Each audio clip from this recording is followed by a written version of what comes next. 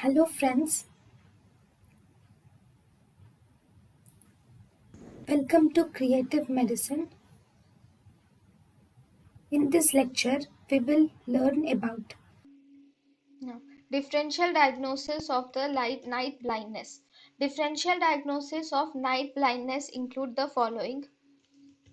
The differential diagnosis of night blindness include retinitis pigmentosa, xerophthalmia, congenital stationary night blindness, high myopia, advanced case of primary open-angle glaucoma.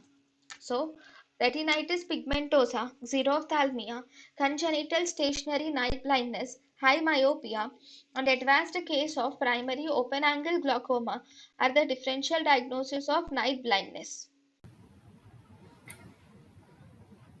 thank you and thank you for watching.